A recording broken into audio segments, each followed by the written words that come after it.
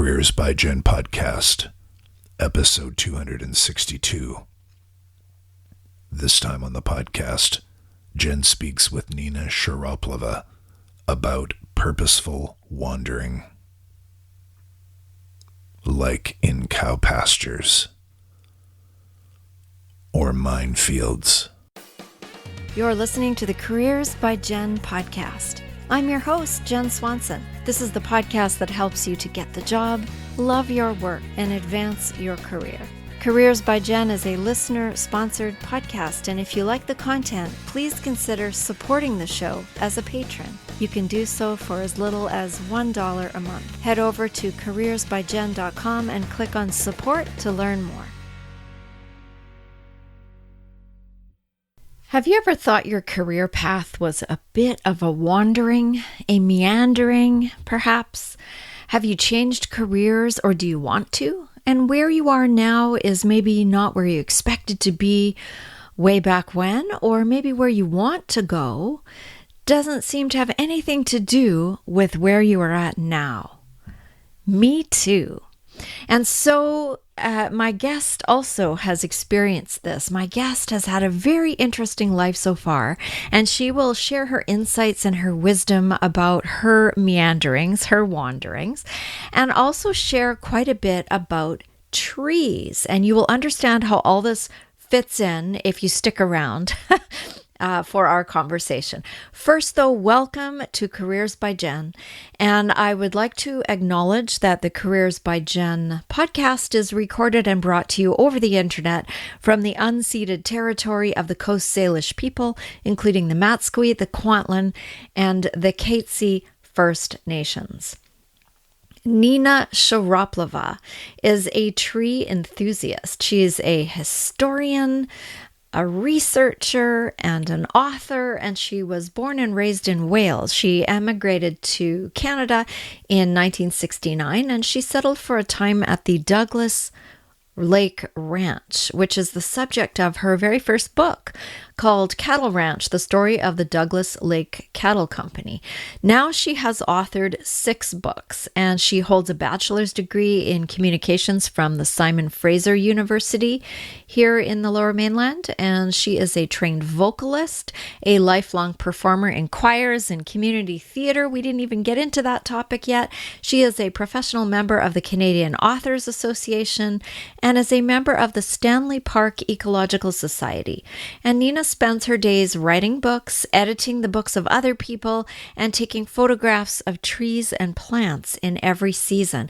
And I did not start off with a question this time, but we had more of a conversation about Nina's life and her work. And because we both love trees, we talked about careers in trees. So how someone could work with trees as a career option. And Nina offers some very interesting ways that a person could get training. Now, most of the training she mentions is very, very local to the Vancouver Lower Mainland area. But I'm sure if you at least hear about the program she's talking about, you may be able to find similar ones where you are. And Nina offers a lot in our conversation, I think. So I hope you enjoy it. And if you do, please take a moment to share this with your network. Leave us a review or a comment. I would love to hear what you think about this episode. So you can come over to CareersbyJenn.com and leave us a message there, or find us on Facebook or Instagram or Twitter. Here's our conversation.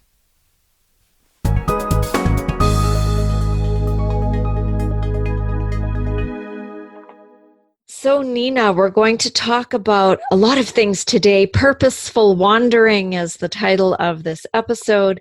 And I took that right out of the title of your last book about trees. But I'm wondering if we can start by having you tell us a little bit about how you came to be doing what you do today. How I came to be doing what I do today. What do I do today? It's really good to be with you, by the way, Jen. Thank you for inviting me. I would say these days I work as an author, writing books. I work as a book editor, and in my spare time, there is none.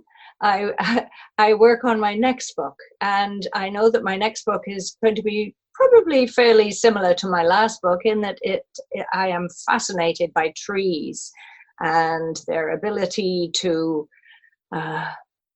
outlive us, to ground us, to breathe in what we breathe out, to be companions for us, to inspire us. At one time, the book that I've just completed, that book is called Legacy of Trees, Purposeful Wandering in Vancouver, Stanley Park. And originally that book was just going to be a very simple ebook, about 20,000 words, so something that somebody would read in maybe an hour or 2 hours.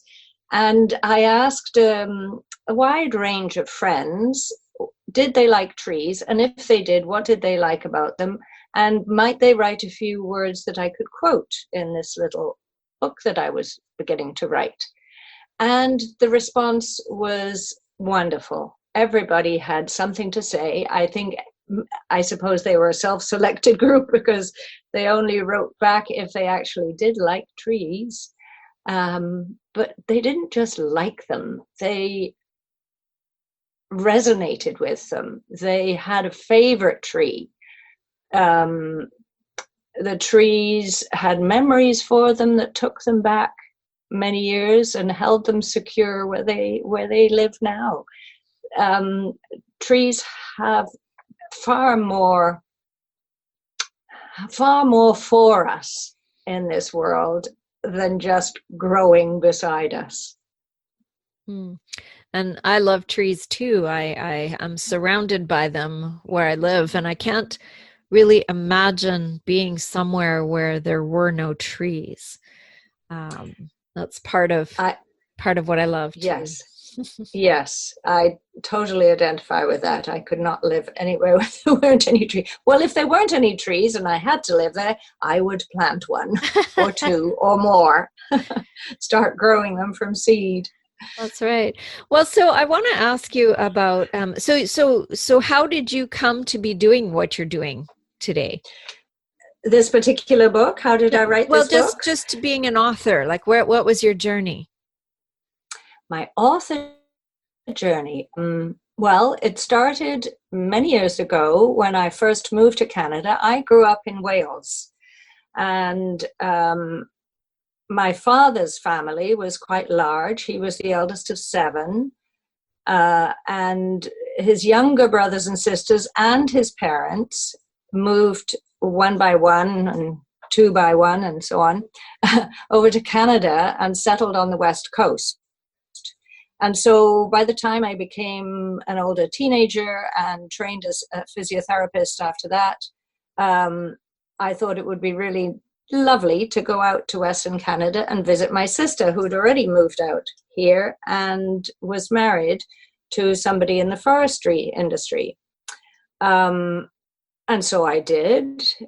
And I met a good friend of that forest and married him. And he happened to be the manager of Douglas Lake Ranch, which at the time was Canada's largest ranch. And so I was now living on the cattle ranch, a long way from where I could work as a physiotherapist. The closest towns were a good distance time-wise and away, and I had to travel along a dirt road, and I just didn't fancy doing that. And so instead I started learning about the ranch itself, and that became my first book. It actually took me 8 years to write, and in that process I went to a lot of different archival places, such as in Kamloops, in Victoria, in Vancouver.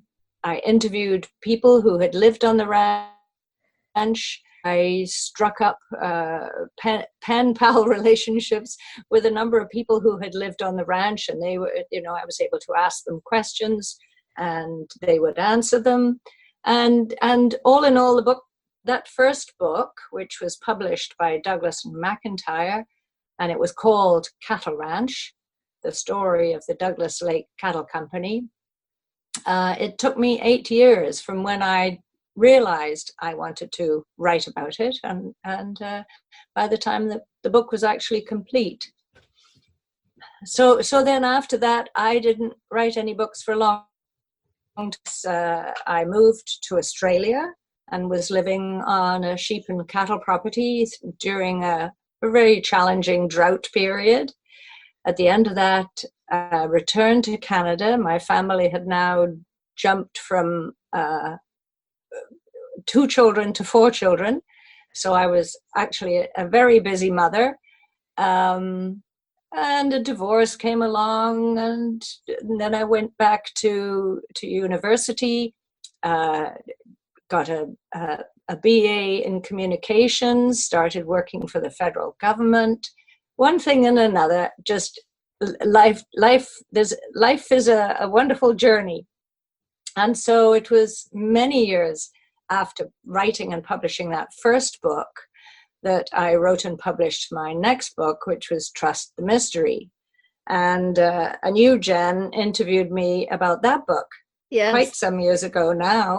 2016, yes. I think. Oh, yeah. Good memory. So I think every author has in them a book that is their own growth. It is something that an author that writes several books, they seem to need to write about their own journey and their own process to where they are in the world now and how they accept themselves and live fully into their potential. And that book, Trust the Mystery, that was that book for me. And since then, I've written 3 other self-published books. And now I've just finished writing this 6th book, Legacy of Trees, Purposeful Wandering in Vancouver, Stanley Park. And Stanley Park it was one of the first, let me go back. When the city of Vancouver was incorporated in 1886, there was a gathering of councillors that voted on who would be mayor and so on. And the first item of real business was to ask the federal government, which was back east in eastern Canada, to ask whether the land that had been stated as a military reserve, and it was on a peninsula that was attached to the city of Vancouver, whether it could be a park, an urban park for the enjoyment of the people of Vancouver. That was the very first piece of business of our city of Vancouver. And 2 years later, having received permission, the park was then named, and the following year our Governor General came out. He was the 6th Governor General, Lord Stanley. His name continues in several parks. There's a Stanley Park in Great Britain as well. Anyway, he came out and rededicated the park for the use of all people. And it is a beautiful park. It is. It's one of my favorite places to go and walk because there are both trees and the sea right there with the seawall that you can walk along. So before we talk more about trees and the current book that you've written, being an author is not the most lucrative career path unless you get very, very lucky. And so I'm just, I'm thinking about the listener who's, thinking about this. And I have written one book and you helped to edit it, I remember. Yes. And it has been a difficult road, and it was never, I was told when I started it that it was your 200-page calling card, basically. That was what someone told me. And it is a very difficult road if someone decides that that's what they want to do for a living. And I just wonder if you have any thoughts on doing that as your sole source of income as a career path. Yes, I totally agree with you. It isn't something you pick up because you're going to make money at it. You pick it up because you cannot put your pen down.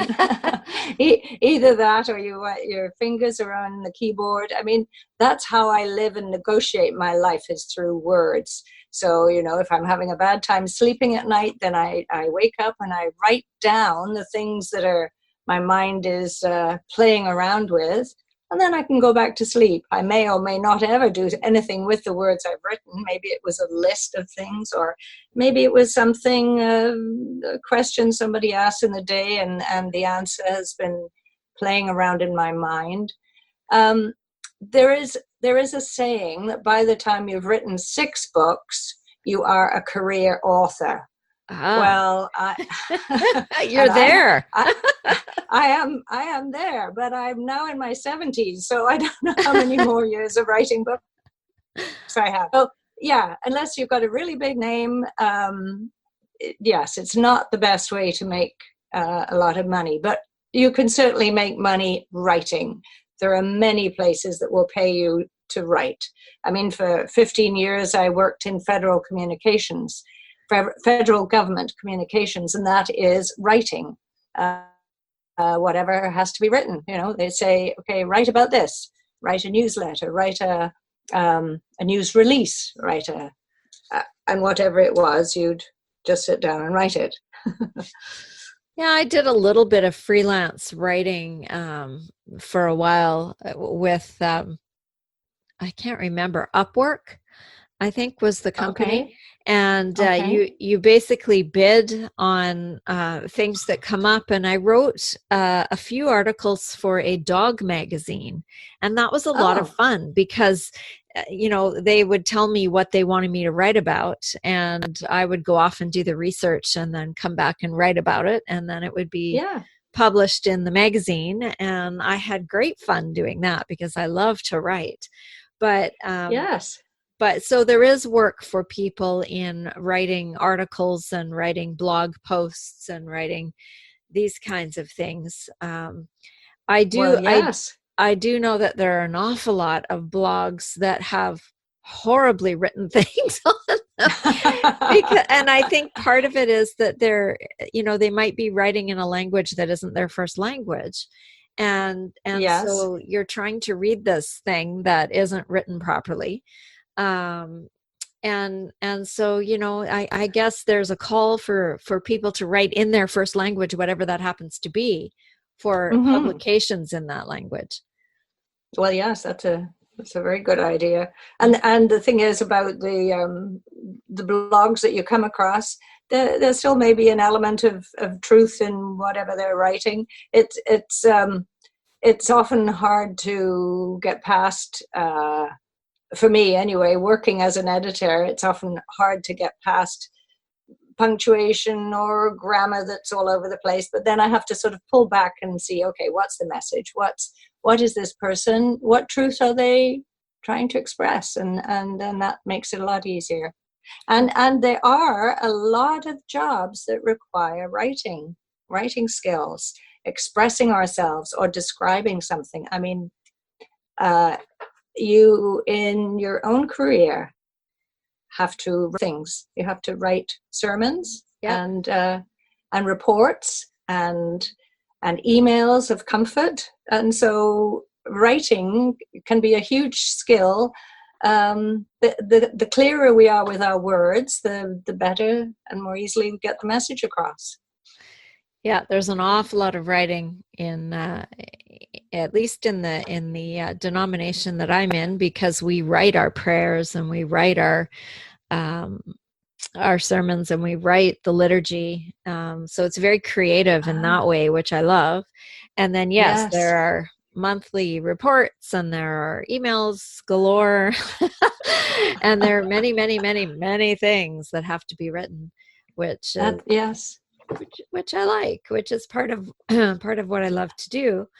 Now, purposeful wandering. It seems like you've had a number of different careers over your life, and how did you know when it was time other than, being out on a ranch and not physically being able to get somewhere where you could be a physiotherapist, how did you know when it was time to make a move in your career?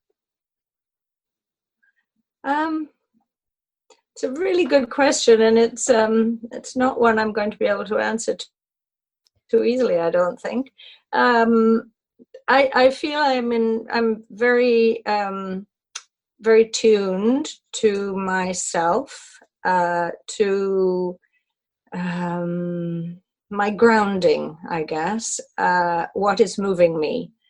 And I think I just keep listening. And I was actually just discussing it with my husband today, whether I am a worrier. And I think if I start to get worried about something, then I just sit down and do some research about it. And if I find that the research takes me, as research often does, into new and interesting avenues that I might not have explored before, then these are areas that sometimes intrigue and sometimes don't. I guess there's this feeling, and most artists know it. They, for instance, let's take a painter. So a painter begins a painting. They know their subject, they know how they want to present their subject, and they start painting it.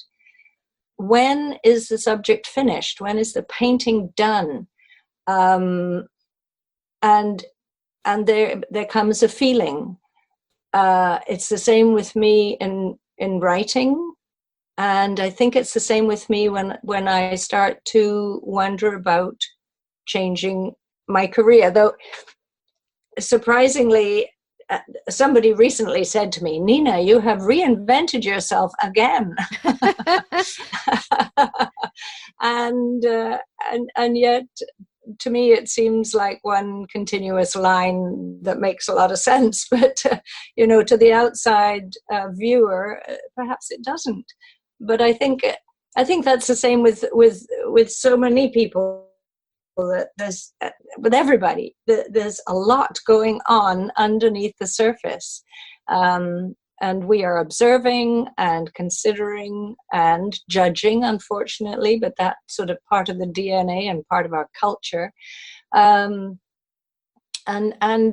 along figure out what it is that really appeals and how to be of service in the world. I think, there's, to be of service has in some ways got a bad rap, the actual phrase. But I think in the end that's one of the main reasons all of us are here, is to help each other. And so if I can use what skills I have to help others see the beauty in the world, for instance, then I will do that. And we so need that right now. I think we need artists more than anything right now. And that has been so evident in all of the art that has come online, all of the people that are, teaching watercolor classes on Zoom, and people who are performing concerts in their basements or their living rooms that you can tune into. And there's an organization, I don't know if it's local. I think it might be called Side Door.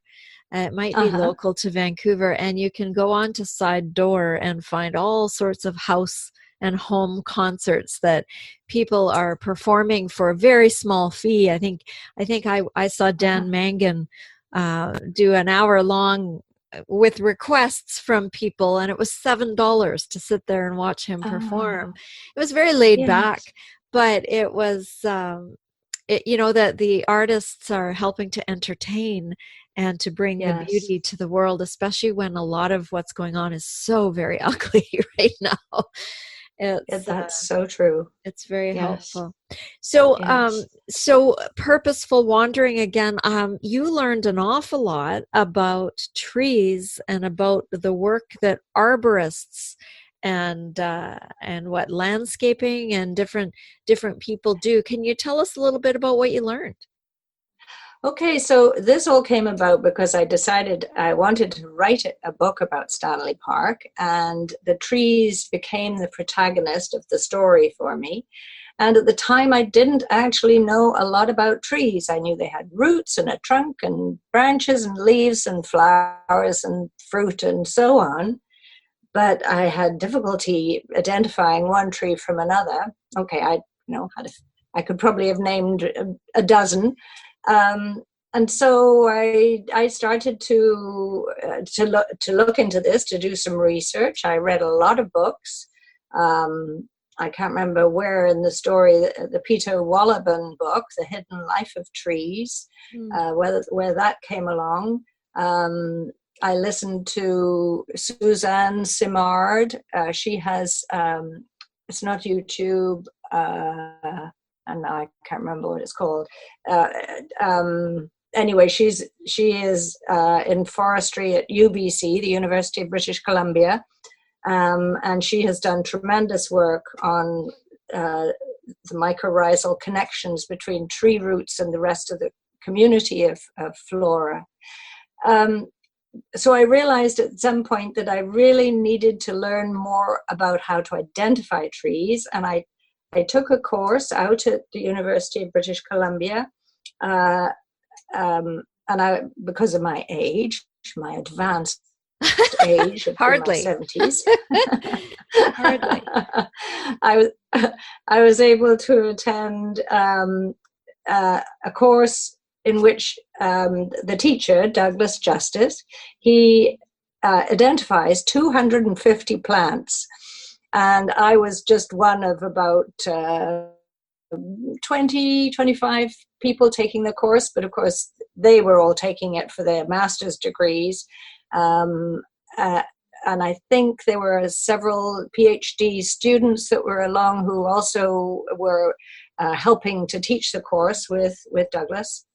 And so I learned to start to differentiate not only among trees, various ways of identifying them, such as bark and the shape of the leaves and the actual fruit themselves, how the flowers, whether one tree is a male tree and the other one a female, or whether they have the male and female parts on the one tree. You know, I learned so much, but I also learned to realize that the people working in, for instance, Stanley Park, have various trainings themselves. You know, they might be a gardener, in which case they are planting and pruning and sawing off tree limbs that make being around the park dangerous. There are landscape gardeners who've actually designed how the park gets laid out, gets designed. And that's an ongoing position because trees, of course, are attacked by different, by molds, by insects, and they need to be looked after, either treated or perhaps removed. Some of my favorite trees have actually come down even since I've written and published the book. It's quite amazing how things change over time. So that's a plant pathology area. An arborist is a person who specializes just in trees. And then there are the horticulturists who might be growing the trees from seed in a nursery. They might be selling them direct off the lot to homeowners, or they might be working in a more industrial location where they'll be selling their trees once they are big enough saplings to be planted out. They'll be selling those to parks and park boards and so on. So they're all different ways that if you love trees, you can be involved with them. Absolutely. And in preparation for our discussion today, I looked up some of the ways that a person might train to do this sort of work. Great. Yeah, so and my knowledge is local. It's Vancouver, British Columbia, Canada knowledge, and I know that your listeners are spread all over the world. But here in Vancouver, you can take, for instance, the University of British Columbia offers a horticulture training program, and they do that at the UBC Botanical Gardens. And this it is a very rich training, which then allows the people to do a huge range of jobs. Landscape technician diploma, that's with the Burnaby School District. There are urban forestry technician co-op programs. The Canadian Nursery and Landscape Association offers a series of written and hands-on tests to prove skills and competencies. And so people can do a lot of trainings at a level where they don't have to be in a university, for instance, for 3 years or 4 years or longer. They can take a course that within a year will enable them to get out and actually do hands-on responsible work in their local parks, for their local cities. In private work, they can hire on with the landscape company that maintains, creates, builds, maintains parks for individuals and institutions. And then if a person wants to do more than that, then they can get a number of different degrees. So again, at UBC, there's the Faculty of Forestry, and so that's more concerned with growing trees that are going to be harvested. And so some of the topics in that area will be genetics, soil conditions, soil management. There's also the Faculty of Land and Food Systems, the School of Architecture and Landscape Architecture. There's an urban forestry program. So I think if I had the chance to go back to school, I would go back to do what fascinates me is out in the forest. When a forest is left to its own devices, how some trees can become nurse logs, and as they decompose, they not only nourish other trees and plants, but also all the insects and lichens and more in the forest. Just the whole cycle of life is going on continuously in the forest, and that really intrigues me. It's funny.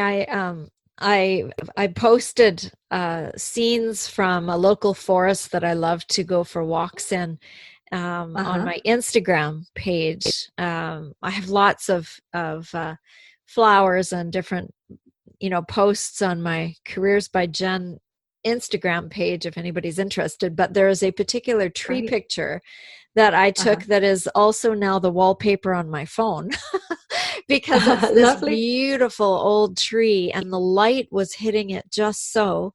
And there's a little opening at the bottom of the trunk, that looks like somebody might live in there.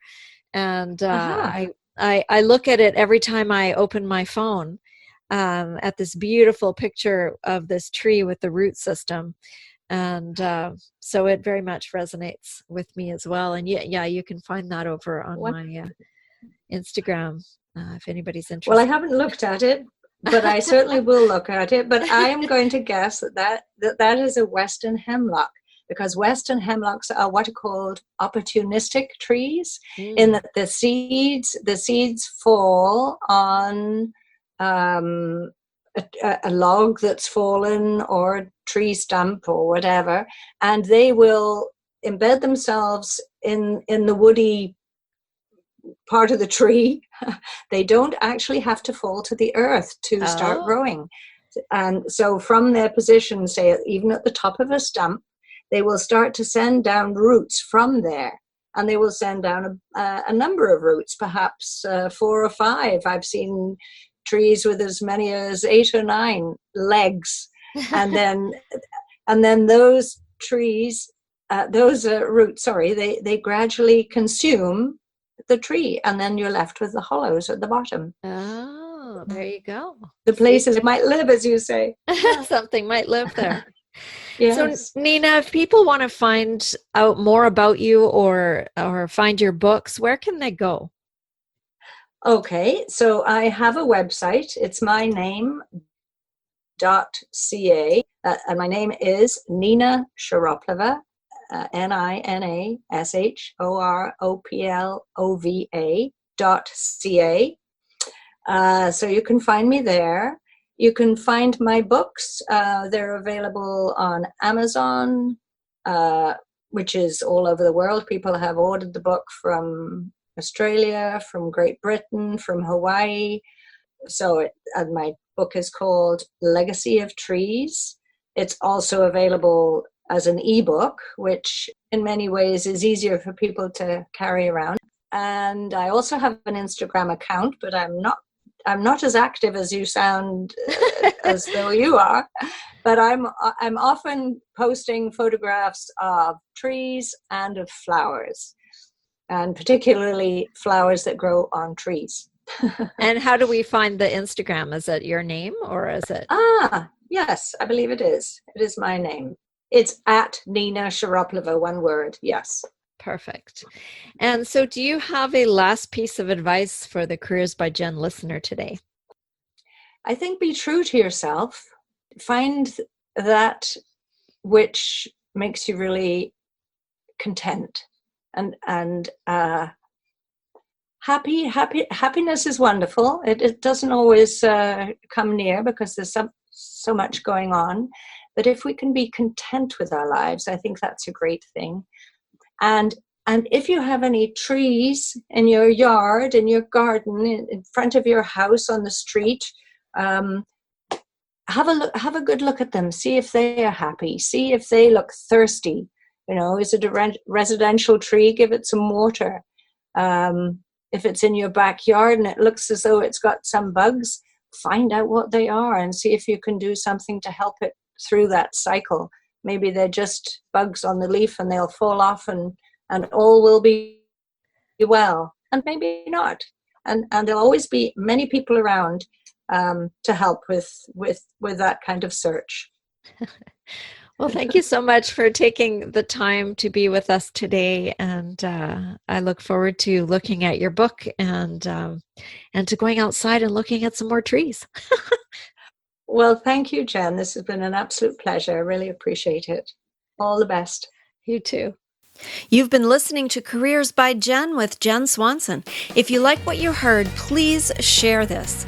If every single person listening today shared this episode with just one friend, our audience would be twice as big just like that. And the more people we can help with our content, the better. So help out a friend and help grow our audience by sharing this show with someone you know who would benefit from the content. If you haven't subscribed yet, please do that, and together we can make a difference. Until next time, take good care.